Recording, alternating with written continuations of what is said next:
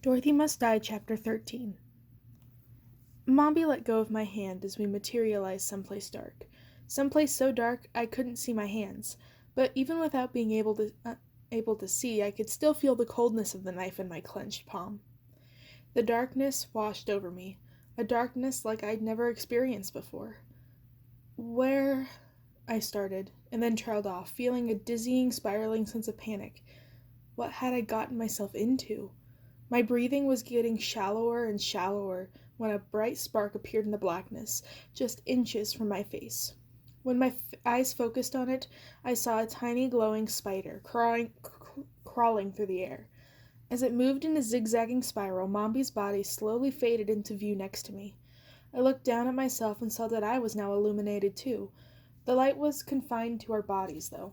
Everything around us remained as dark as ever. Where are we? I asked the witch, the words catching in my throat. What had I gotten myself into? You'll know in good time, my dear, she said, wiggling her eyebrows. There's a lot for us to talk about, but I could use a nice long nap. All that teleportation will take the wind right out of an old girl like me. I'm sure you agree. It wasn't until she said that I realized I was exhausted, too. My legs were shaky, every bit of my body was sore, and my arms were throbbing with pain. I felt like I could sleep for 1,000 years. Then I started to remember what had happened to my knees began to buckle in on themselves as the memories washed over me. The escape, the fight, the squishy, sick feeling of my knife burying itself into my foe's eye socket, and the thick geyser of blood that came squirting out. It couldn't have been me. It felt more like I had seen it on TV than something that had actually happened to me. I would never have done that. I couldn't have. The girl who fought Sword Arm to a standstill had known what she was doing. I'd never hurt another person in my whole life. Well, with my fists at least. I felt the knife in my hand. It felt good. It felt like it was a part of me. Suddenly I understood. It was the knife, right? I asked Mombi. It's magic. It was telling me what to do. Mombi swatted the question away. Pish posh, she said. The knife's enchanted, certainly. It will whisper in your ear a little bit, tell you where to move, teach you a few new tricks. But it can't take something out of nothing. It can't help you if you don't have it in you somewhere. Her mouth spread into a wide grin, revealing a jammed-together row of rotting brown teeth. Good thing you did, she said. From the way she said it, I knew she meant it as a compliment, and I felt a twisted sense of pride rising in my chest. I tried to shove it back down. The fact that I had what it took to stab someone's eye out was nothing to be proud of. No, I corrected myself. Not someone. Something. And that thing had been helping the Tidwindman. That thing had been responsible for killing Indigo. I had nothing to feel guilty about. Mombi winked at me as if she knew exactly what I had been thinking. She reached out and wrapped her knotted, spindly hands around my closed fist. Now, she said, you won't be needing that for a bit. No, I said more angrily than I meant to, squeezing hard as she tried to pry my fingers open.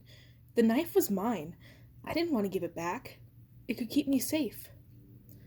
Mombi clucked her tongue, but didn't really seem to care. See, that's the spirit. We'll make a wicked one out of you yet, now won't we? I tried to pull my hand away, but she held it tight. Don't worry. You'll have more weapons than you know what to do with soon enough. But in the meantime... Mombi mumbled a few words under her breath, and I felt my fingers unlocking against my will. She took the knife and tucked it into her cloak. That a girl, she said. Don't you worry about a thing. You're here now, and safe, and you're free. Then she chuckled at something. Well, sort of, she said, before letting out an uproarious cackle. Her laughter was still echoing around me as her body began to curl in on itself, like she was turning herself inside out.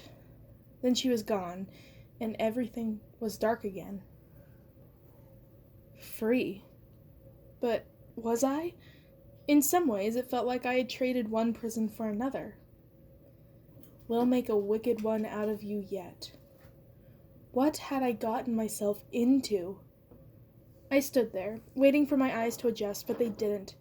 Maybe it wasn't even dark at all. Maybe it was just like outer space where it's only dark because there's nothing to see. I was alone. I'd been lonely a lot in my life, enough to know that there are different kinds of lonely. There's the lonely I had felt at school, surrounded by people who only paid attention to me long enough to remind me that they didn't like me.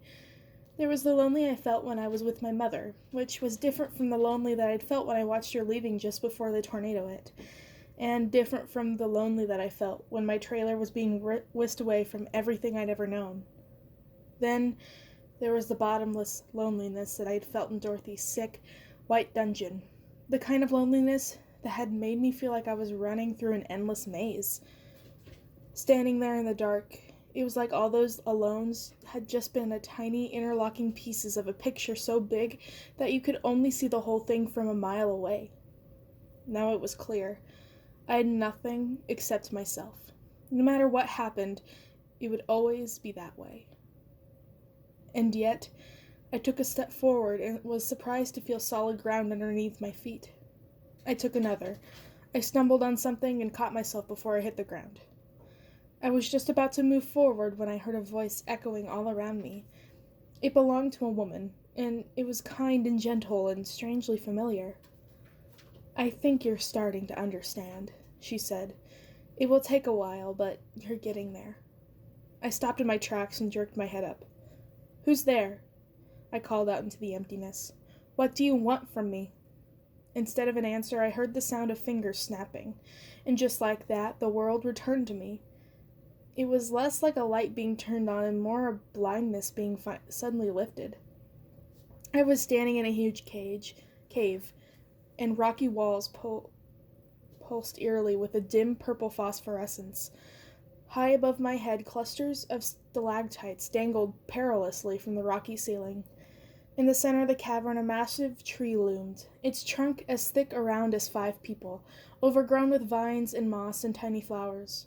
Hundreds of limbs curled upward until they merged with the rock formations on the ceiling. A tangle of roots covered the ground before disappearing into the walls. The longer I looked at the tree, the more I couldn't decide where it ended and where the cave began. "Why does there have to be a beginning and an ending?" the voice asked. "If you ask me, it's all in the middle." I spun around, trying to figure out where it was coming from, and I saw nothing. "Who are you?" And from out of the tree, a squat, round, old woman in a shapeless white dress and a pointy white hat emerged like she was walking through an open door. Except there was no door. There was no opening in the tree at all. "People have called me lots of things over the years," the woman said. "It happens when you get old.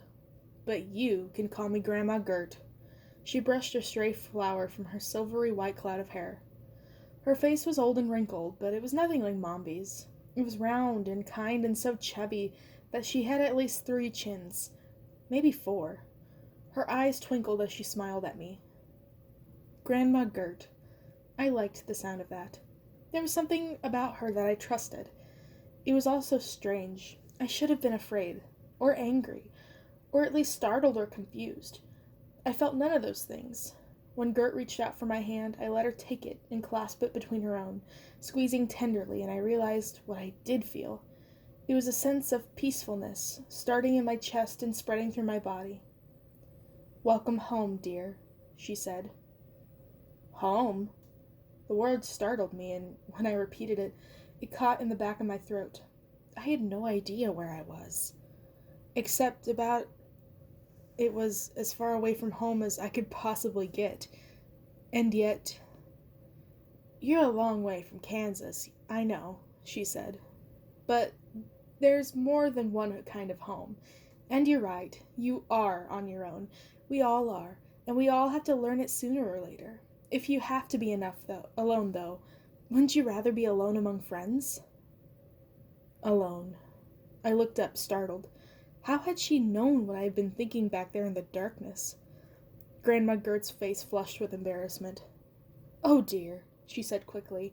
"I'm sorry, Amy. Sometimes I forget how strange it can be at first. I don't do it on purpose, but when someone's thoughts are as loud as yours, it can be hard to know the difference."